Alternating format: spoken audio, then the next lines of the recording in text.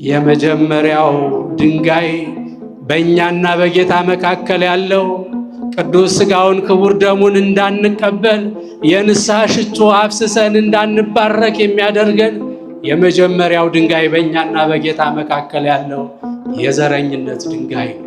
የጎሰኝነት ድንጋይ ነው። በእኛና በክርስቶስ መካከል ክርስቶስን እንዳናይ ክርስቶስን እንዳናገኘው የሚያደርገን ክፉ ዘር የዘረኝነት ድንጋይ በመካከላችን በእኛና በጌታ መካከል አለ። ያንን ድንጋይ ማን ያንከባልልልናል? የመንደርተኝነትን ድንጋይ፣ የጎሰኝነትን ድንጋይ፣ የዘረኝነትን ድንጋይ ሁሉ የአዳም ልጅ ሆኖ ሁሉ የአዳም ዘር ሆኖ ሁሉ የአዳምና የሔዋን ልጅ ሆኖ ሁሉ በክርስቶስ አንድ ሆኖ ሳለ ዛሬ ግን በእኛና በጌታ መካከል የዘረኝነት ድንጋይ፣ የጥርጥር ድንጋይ፣ ያለማመን ድንጋይ መንከባለል አለበት።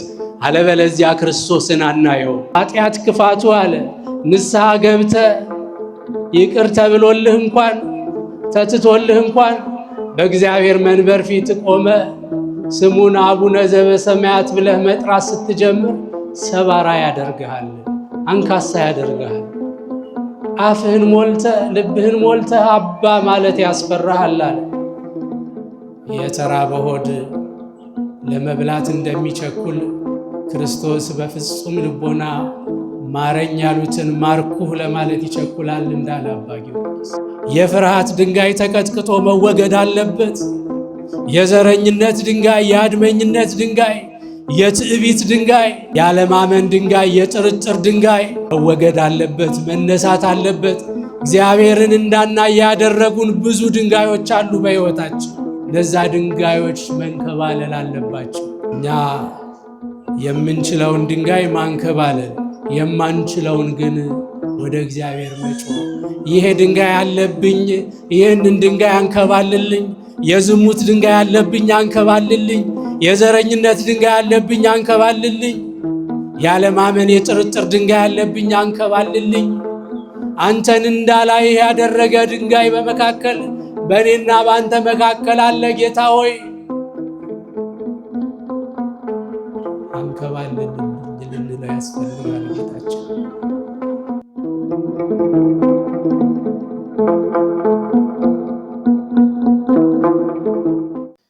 ድንጋዩን ማን ያንከባልልልናል?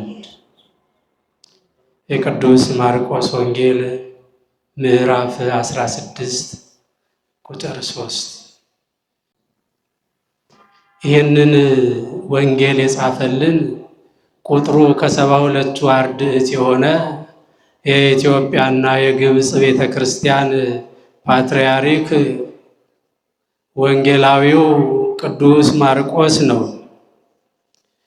ቅዱስ ማርቆስ በአይሁድ ዘንድ ዮሐንስ ይባላል። በሮማውያን ዘንድ ነው ማርቆስ የሚባለው እሱ። የእናቱ ቤት የመጀመሪያይቱ ቤተ ክርስቲያን የነበረች ቅዱስ ማርቆስ ይህንን ወንጌል ጽፎልናል። አባቶቻችን ሊቃውንተ ኢትዮጵያ ንጹሐን ቅዱሳን ማርቆስ ማለት ንህብ ማለት ነው ይላሉ። ንህብ ከሁሉ ቦታ እንደሚቀስም አባታችን ማርቆስ ቀድሞ ከጌታችን ኋላም ከሐዋርያት ትምህርቱን ቀስሟልና ማርቆስ ብሂል ንህብ ማርቆስ ማለት ንህብ ማለት ነው ይላሉ። አንድም ማርቆስ ማለት አንበሳ ማለት ነው ይላሉ። አንበሳ ላምን እንደሚሰብራት እሱ አምልኮተ ላህምን ከግብፅ ሰባብሮ አጥፍቷልና ማርቆስ ማለት አንበሳ ማለት ነው። አንድም ማርቆስ ማለት ካህን ልዑክ ማለት ነው። የቅዱስ ጴጥሮስ ደቀ መዝሙር ቅዱስ ጴጥሮስን ተከትሎ ነበርና ቅዱስ ጴጥሮስ በዕጣ ሮሜና ግብፅ ሲደርሱት የንጉሠ ነገሥት መቀመጫ ናትና ሮሜ፣ ቅዱስ ጴጥሮስ ወደ ሮሜ ሲሄድ ግብፅን ለቅዱስ ማርቆስ ሰጥቶት ነበር ይላሉ አባቶቻችን። ይህንን ወንጌል የጻፈልን ቅዱስ ማርቆስ ነው። ቃሉን የተነጋገሩት ግን ቅዱሳት አንስት ናቸው።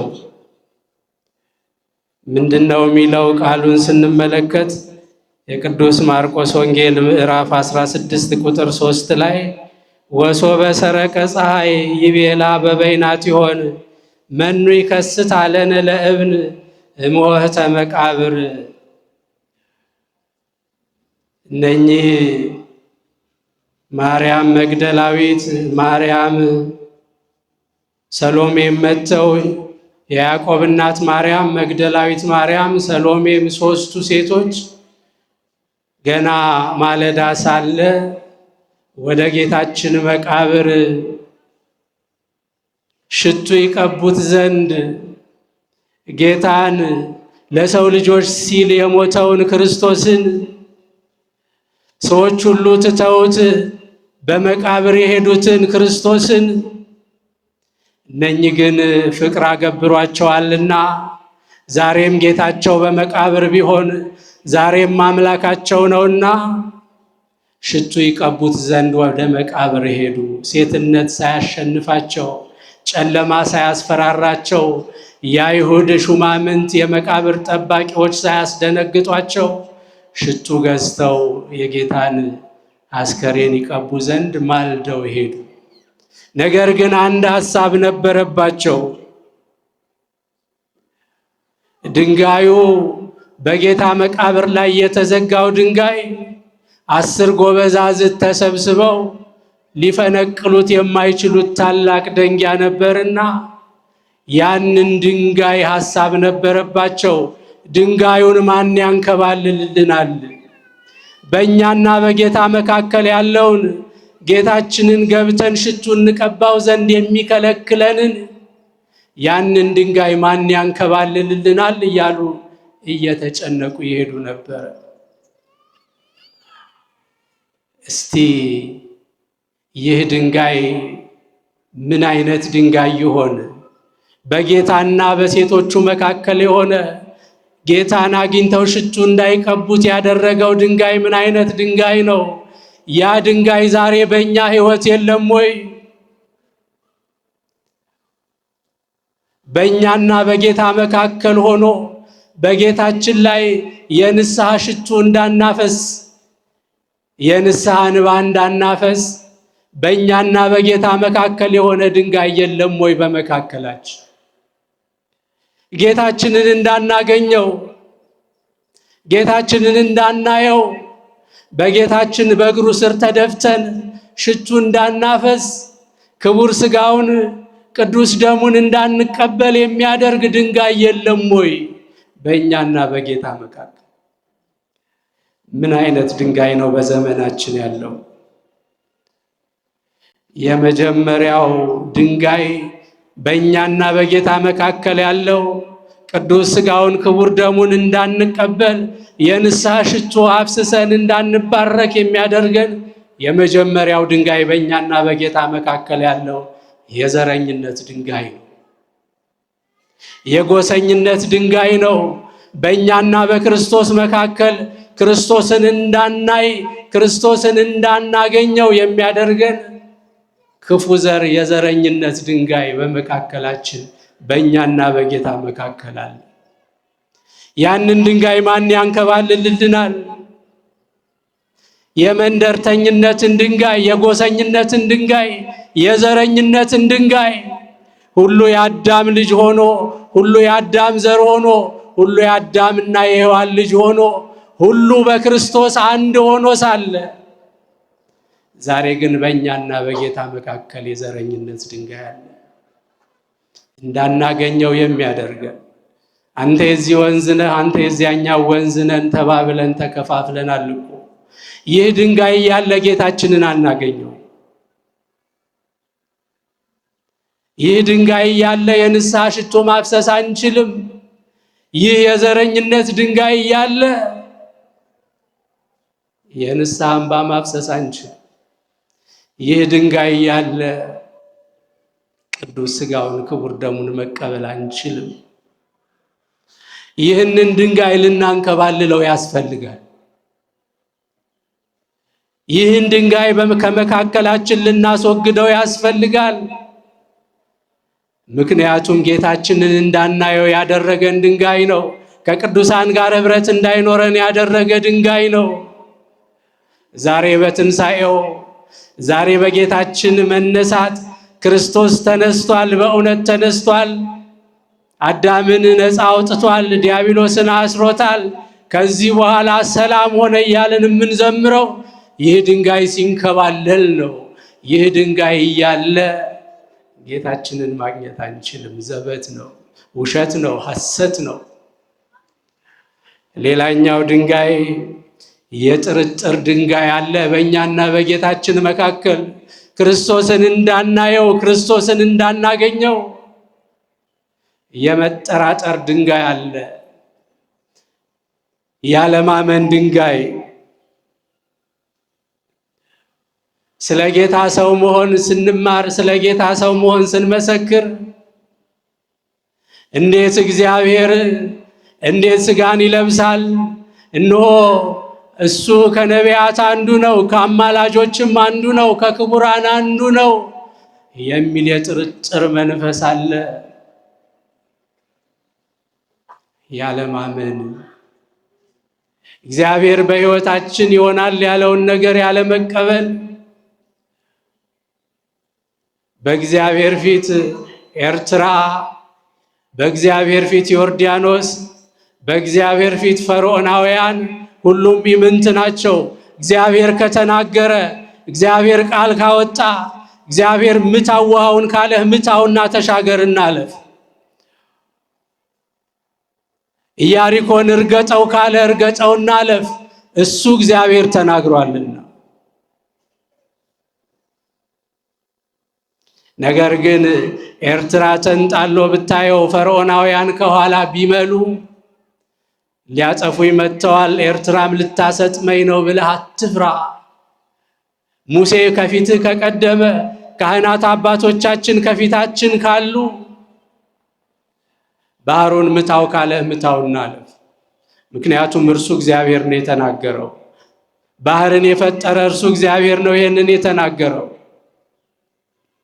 የጥርጥር ድንጋይ፣ ያለማመን ድንጋይ መንከባለል አለበት። አለበለዚያ ክርስቶስን አናየው።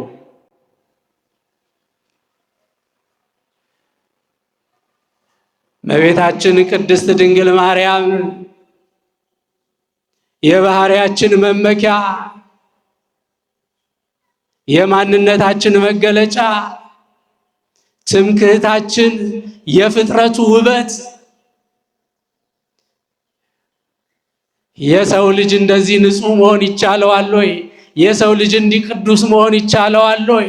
የሰው ልጅ እግዚአብሔርን መውለድ ይቻለዋል ወይ ተብላ የፍጥረቱ ውበት፣ የፍጥረቱ ሁሉ መገለጫ የሁላችን እመቤት የአርያም ንግሥት እመቤታችን።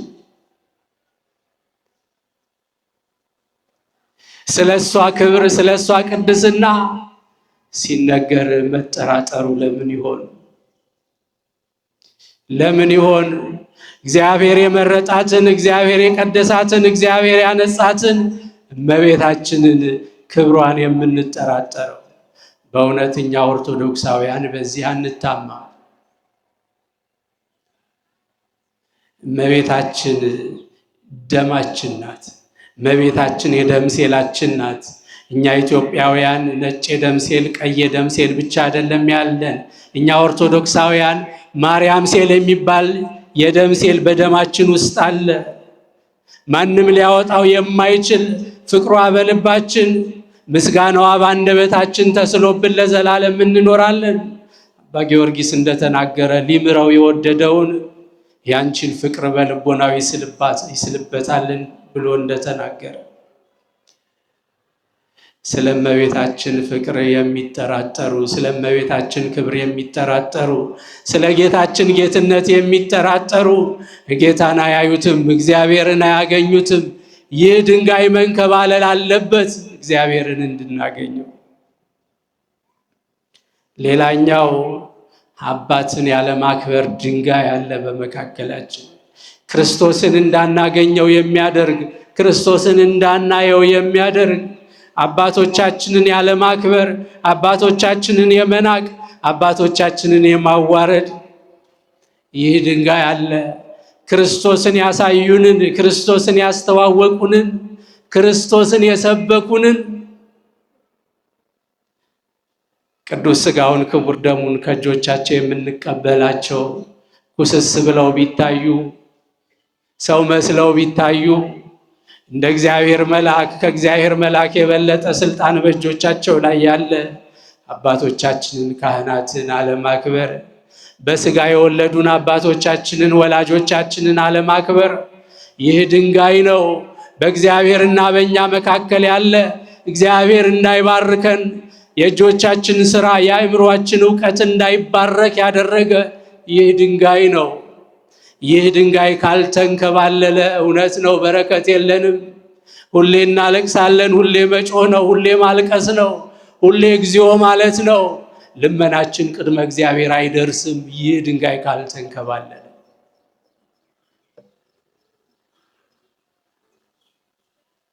እንደ ካም እርግማን እናመጣለን። በኦሪት ዘፍጥረት ላይ እንደተነገረ አባታቸው በወይን ጠጅ ሰክሮ ሳለ ካም የአባቱን እርቃን አይቶ ስቆ ሄዶ ለወንድሞቹ ነገራቸው። አባታችን ራቁቱን ነው ብሎ እንደመሸፍ የአባት ባለጌ የለውም እኮ። አባት ቢሳሳት፣ ወላጅ ቢሳሳት፣ እናቶቻችን አባቶቻችን ለኛ ለልጆቻቸው ሁሌ ቅዱሳን ናቸው። ልጅ ማሰብ ያለበት እናቱ ንጽሕት እንደሆነች ነው ማሰብ ያለበት። አባቱ ንጹሕ እንደሆነ ነው ማሰብ ያለበት። የክህነት አባቶቹም የንስሐ አባቶቹም ወላጅ አባት እናታቸውን ማክበር ሁል ጊዜ ማሰብ ያለባቸው አባቴ ንጹሕ ነው እናቴ ንጹሕ ናት ብሎ ነው ማሰብ ያለበት። እንዲህ አይነት ድንጋይ ከትውልዱ መካከል ካልተንከባለለ ክርስቶስን ማየት አንችልም። የንስሐ እንባ በእግሮቹ ላይ ማፍሰስ አንችልም። የንስሐ ሽቶ ሥጋውን መቀባት አንችልም። ይህ ድንጋይ መንከባለል አለበት። ድንጋዩን ማን ያንከባልልልናል አሉ። ማን ያንከባለው ይህንን ድንጋይ? በመካከላችን ያለ በእግዚአብሔርና በእኛ መካከል ያለውን ድንጋይ ማን ያንከባለው? ብዙ ድንጋዮች አሉ እኮ። ጌታችን ጩኸታችንን እንዳይሰማ ያደረገ በእግዚአብሔርና በእኛ መካከል ምሕረት እንዳይኖር የከለከለ ድንጋይ አለ። ሌላው ገንዘብን የመውደድ ድንጋይ አለ። ገንዘብን አምላክ የማድረግ ድንጋይ አለ። እነሆ ለሁለት ጌታ መገዛት አይቻላችሁም እንዳለ ጌታችን፣ ለገንዘብና ለእግዚአብሔር መገዛት አይቻልም። ገንዘብ መጠቀሚያ ነው፣ ዕውቀት መጠቀሚያ ነው፣ ጉልበት መጠቀሚያ ነው እንጂ መመኪያ አይደለም። ከራሳችን በላይ ልንወደውም አያስፈልግም። ይህ ድንጋይ ካልተንከባለለ ለእግዚአብሔርና ለገንዘብ መገዛት ስለማንችል ጌታችንን ማየት አንችልም። ይህ ድንጋይ መንከባለል አለበት።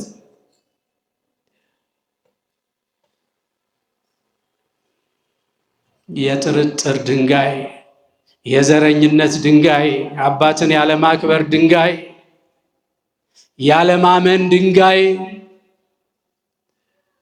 ካህኑ ዘካርያስ እግዚአብሔር መልአክ ቅዱስ ገብርኤል ለሰው ልጆች የተለየ ፍቅር ያለው ትሁቱ መልአክ ቅዱስ ገብርኤል አብሳሬ ትስብእት ቅዱስ ገብርኤል ደስ የሚል ዜና የሚናገር ቅዱስ ገብርኤል የምስራች ተናጋሪው ቅዱስ ገብርኤል የእመቤታችን ወዳጅ ቅዱስ ገብርኤል እውነተኛው መልአክ ቅዱስ ገብርኤል ወንድ ልጅ ትወልዳለህ ስሙን ዮሐንስ ትለዋለህ ሲለው ይህ ነገር እንዴት ይሆናል? እኔ አርጅቻለሁ፣ ሚስቴም አርጅታለች፣ ዘመኑ አልፏል፣ ይህ ነገር አይሆንም አለ። ያለማመን ድንጋይ። እግዚአብሔር በሕይወታችን የተናገረው ነገር ካለ እግዚአብሔር ከተናገረ ይሆናል። አይሆንም የሚለውን ድንጋይ ካልተንከባለለ እግዚአብሔር በሕይወታችን ሥራ መስራት አይችልም። እነኚህ ድንጋዮች ግድ ሊንከባለሉ ያስፈልጋል። ሌላው ያለመወሰን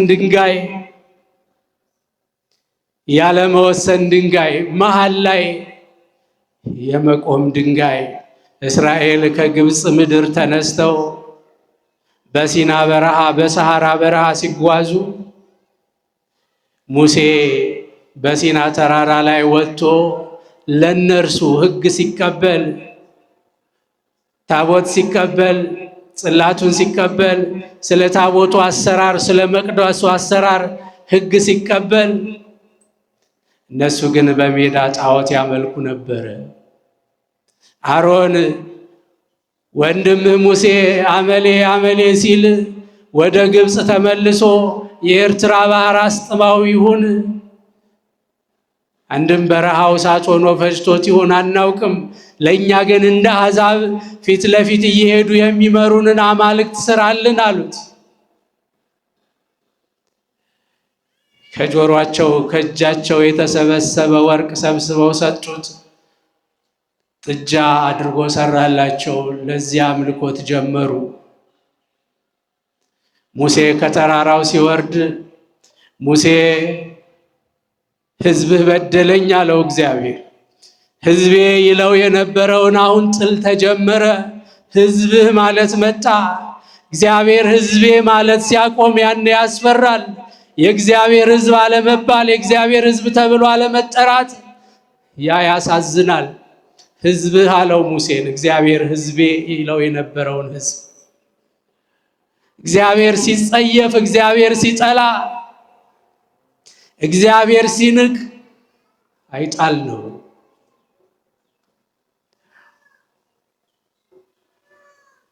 አንድ ጊዜ ሳኦል በደለና ሳሙኤል አንግሶ ቀብቶ አንግሶታልና ስለ ሳኦል ይጸልያል። ይቅር እንዲለው እግዚአብሔር ምሕረት እንዲሰጠው ስለ ሳኦል ሲጸልይ ሳሙኤል እንዲሁ እኮ ነው የምትለፋው፣ ስለ ሳኦል የምትጸልየውን ጸሎት አልሰማህም አለው እግዚአብሔር። ስለ ሳኦል የምትለምነውን ልመና አልቀበልህም፣ አልሰማህም። ሳኦልን ንቄ ተፍቼዋለሁኝ አለ እግዚአብሔር። ንቆ ሲተፋ አይጣል። እግዚአብሔር እንዳይንቀን እግዚአብሔር እንዳይተፋን ነው መለመን ያለብን። ከፊትህ አታጥፋኝ፣ ከመድረክህ አታጥፋኝ፣ ከአውደ ምሕረትህ አትጣለኝ፣ ከሕዝብ መካከል አትነጥለኝ ልንለው ነው የሚያስፈልገው። እግዚአብሔር ንቆ ሲተፋ ማን ያነሳል? አሁንም ሕዝብህ በደለኝ፣ ይሄንን ሕዝብ ላጥፋውና አንተን ግን ከፍ ላለ ሕዝብ አለቃ አድርጌ ልሹምህ አለው። ይህንን ሕዝብ ከምታጠፋ ይህንን ሕዝብ ከምትደመስስ ከጻፍከው ከሕይወት መጽሐፍ እኔን ደምስሰኝ አለ እግዚአብሔር። ሙሴ አባቶቻችን እንዲህ እያሉ ነው። ሕዝቤ ከሚጠፋ እኔን አጥፋኝ እያሉ ነው። ሕዝብህ በምርኮ ከሚወሰድ የሰይጣን ምርኮኛ ከሚሆን እኔ ልጥፋ እያሉ ነው። በአማላጅነታቸው ይችን ሀገር ያቆዩት፣ ይህንን ሕዝብ ያኖሩት እግዚአብሔርና አባባ ተክለ ሃይማኖትን ባያነሳ ኖሮ፣ እግዚአብሔር እነ ቅዱስ ላሊበላን ባያመጣ ኖሮ፣ እግዚአብሔርና አቡነ ገብረ መንፈስ ቅዱስን ለዚች ሀገር ባይልክ ኖሮ፣ እግዚአብሔር ቅዱሳንን ለዚህ ሕዝብ ባያስነሳ ኖሮ ዙሪያችንን ተከበን እንደ ወጥ በጠፋን ነበረ፣ ተጠቅሰን ባለቅን ነበረ።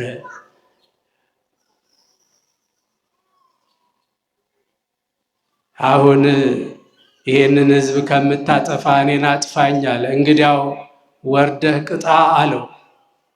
ሙሴ በተራራው ዝቅ አለና የእግዚአብሔር የሆነ ሕዝብ የእግዚአብሔር የሆነ ወገን የእግዚአብሔር ነኝ የሚል ወገን ይለይ አለ።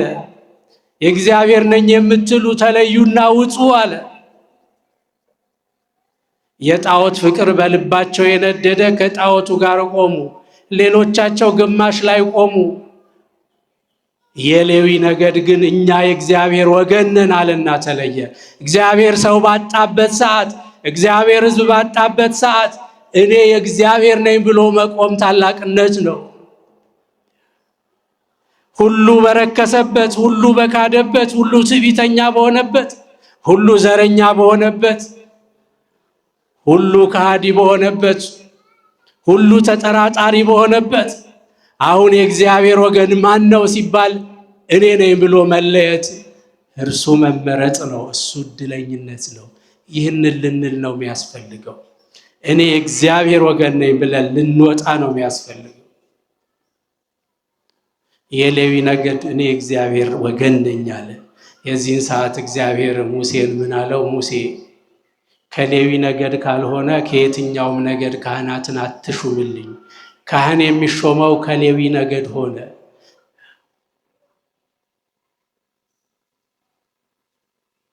እነኛ ያመነቱትም የእግዚአብሔር ወገን ነን ያላሉትም አባት ለልጁ እንዳይራራ፣ እናት ለሴት ልጇ እንዳትራራ ጣዖታውያንን ከመካከላችሁ አጥፉ አላቸው። እነኛ ጠፉ። ያለማመን የመጠራጠር ድንጋይ እንዲህ መንከባለል አለበት። ሌላው የፍርሃት ድንጋይ ነው። ቀኑ ሲጨላልም፣ መከራ ሲመጣ፣ ክርስትና ስትፈተን፣ ሁሉ መጠቋቆሚያ ሲያደርግ የመፍራት ድንጋይ ተንከባሎ ከፊቴ ይቆማል። እንደ ቅዱሱ አባታችን እንደ ሊቀ ሐዋርያት እንደ ቅዱስ ጴጥሮስ ሁሉ ቢሰነካከሉ እኔ በስምህ አልሰነካከልም አልክድህም አለው። በመልካም ጊዜ ተሰብስበው ማዕድ ባርኮ ሥጋ ወደሙን በሰጣቸው ሰዓት ማንም ቢክድህን ያልክድህም አለ። የመከራዋ ሌሊት መጣች። እምነት የምትፈተንባት፣ ክርስትና የተፈተነችባት ሌሊት መጣች። እረኛውን እመታለሁ የመንጋውን በጎች ይበተናሉ ተብሎ በነቢያት እንደተነገረ ሁሉ የሚበተንባት፣ ሁሉ የሚፈተንባት የመከራ ሰዓት ትመጣለች። ክርስቲያን ነኝ ማለት የምንፈራበት ሰዓት ይመጣል። ኦርቶዶክሳዊ ነኝ ለማለት የምንፈራበት ጊዜና ሰዓት ይመጣል። አማትበን መብላት፣ አማትበን ስራ መጀመር የምንፈራበት ሰዓት ይመጣል። ቅዱስ ጴጥሮስ በዚህ ፈተና ውስጥ ገባ። በኋላ በነገስታት ፊት ስሙን ተሸክሞ ክርስቶስ የባህሪ አምላክ ነው፣ አምላክ ወልደ አምላክ ነው ብሎ ለመመስከር የበቃ ቅዱስ ጴጥሮስ መጀመሪያ በአንዲት ገረድ ፊት ክርስቶስን ካደው። የመከራ ምሽት አይጣል ነው። የጭንቅ ምሽት አይጣል ነው። ይሄ አነጋገሩ ገሊላዊ ይመስላል። የዚያ ሰው ደቀ መዝሙር ነው አለች። ሴትዮ የምትየውን ሰው አላውቀውም አለ።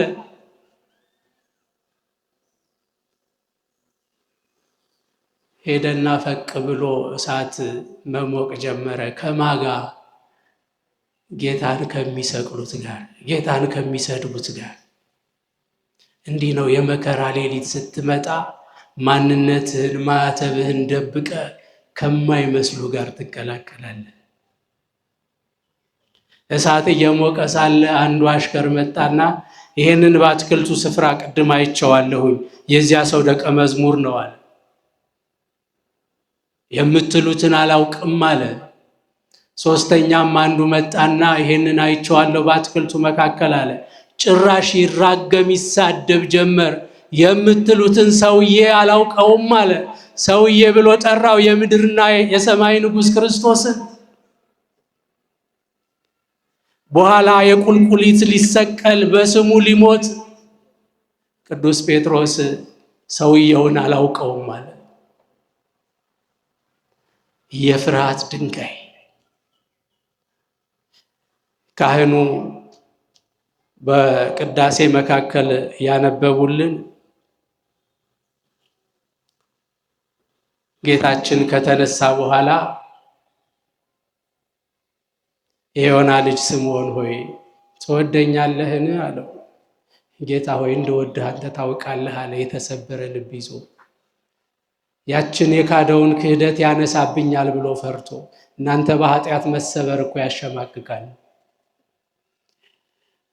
ቅዱስ ዮሐንስ አፈወርቅ እንደተናገረ ኃጢአት ክፋቱ አለ ንስሐ ገብተ ይቅር ተብሎልህ እንኳን ተትቶልህ እንኳን በእግዚአብሔር መንበር ፊት ቆመ ስሙን አቡነ ዘበሰማያት ብለህ መጥራት ስትጀምር ሰባራ ያደርግሃል፣ አንካሳ ያደርግሃል።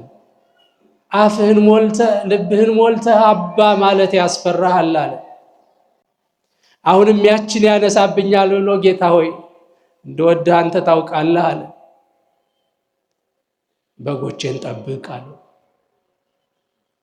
ደገመና የዮና ልጅ ስምዖን ሆይ ትወደኛለህን አለው።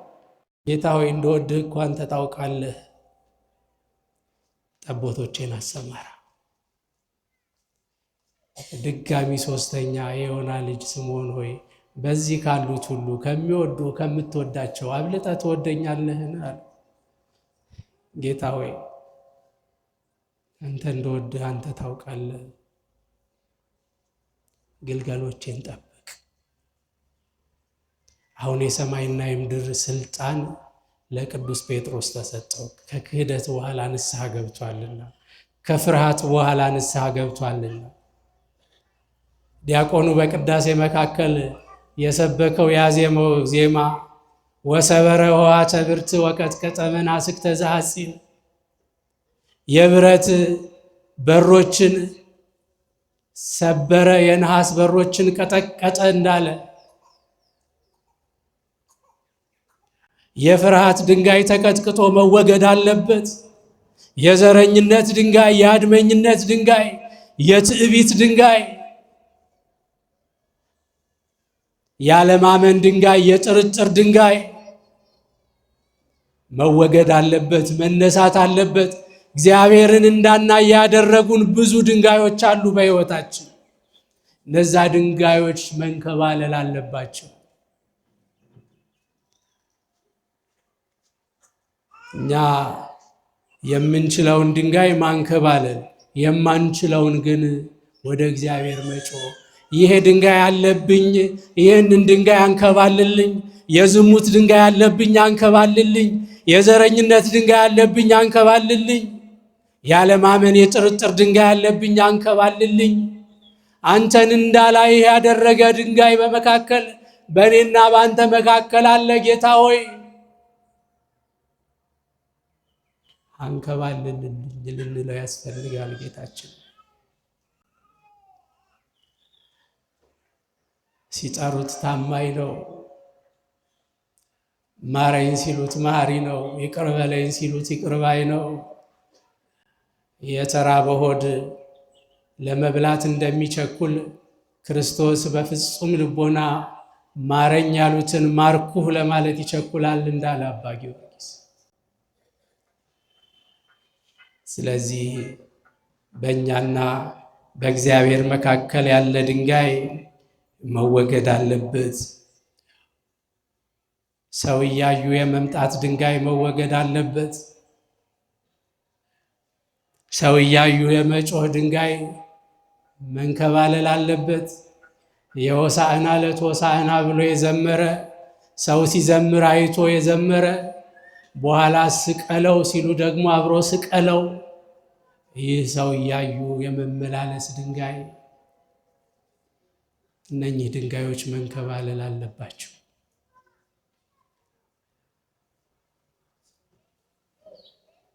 ድንጋዩን ማን ያንከባልልናል? የቅዱስ ማርቆስ ወንጌል ምዕራፍ 16 ቁጥር 3 ያስተማረ የገሰጸ የአባቶቻችን አምላክ ልዑል እግዚአብሔር ስሙ የተመሰገነ ይሁን። በሰማነው ትምህርት ደንግጠን ተለውጠን 30